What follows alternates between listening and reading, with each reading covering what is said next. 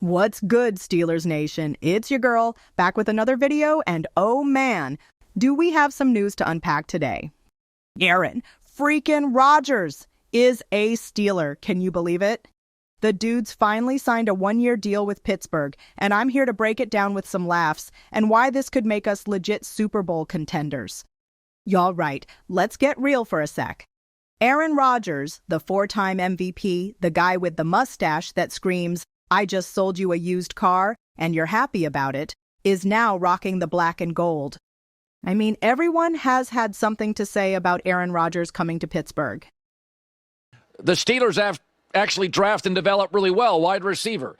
I think Aaron Rodgers and DK Metcalf in Pittsburgh would win about 9 games, and so Mike Tomlin's streak would be alive. But you know what? When you keep finding stop gaps for the leaky roof, you end up with a bunch of buckets inside the house instead of just replacing the roof. The Steelers have been great twice in my life. Terry Bradshaw in his prime, Big Ben in his prime. Outside of that, they've had buckets around the facility. A Bubby Brister here, a Neil O'Donnell there, a Mitch Trubisky here. Aaron 5 years ago would not be buckets around the house. He would be a new roof. That's not the Aaron you're getting. Colin Cowherd does have a point. Rodgers comes with some baggage. The man's 41 and his last season with the Jets? Yikes. Worst passer rating of his career, and some fans on X were like, "He's a sitting duck against pressure." Steelers safety Deshaun Elliott straight up said, "Leave his ass at the retirement home." Savage, Deshaun, savage. But here's the thing, Rodgers is still a wizard with the ball. Last season, he threw for 3,897 yards, 28 touchdowns, and only 11 picks. That's not exactly retirement home stats, my friends. So, what does Aaron Rodgers bring to the Steelers to make us winners? Let's break it down, and I promise not to bore you with X's and O's. First up, experience. 4-time MVP, Super Bowl champ, against us. Don't remind me of Super Bowl 45.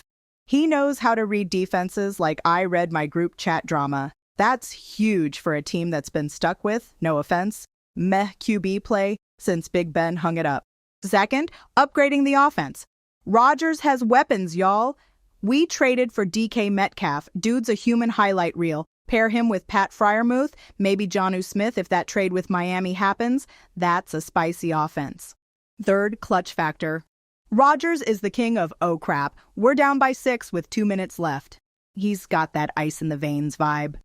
Pittsburgh's been a playoff team 4 of the last 5 years, but we keep getting bounced early. Rodgers, when he's on, can change that. CBS Sports says he could lead us to our first deep playoff run since 2016.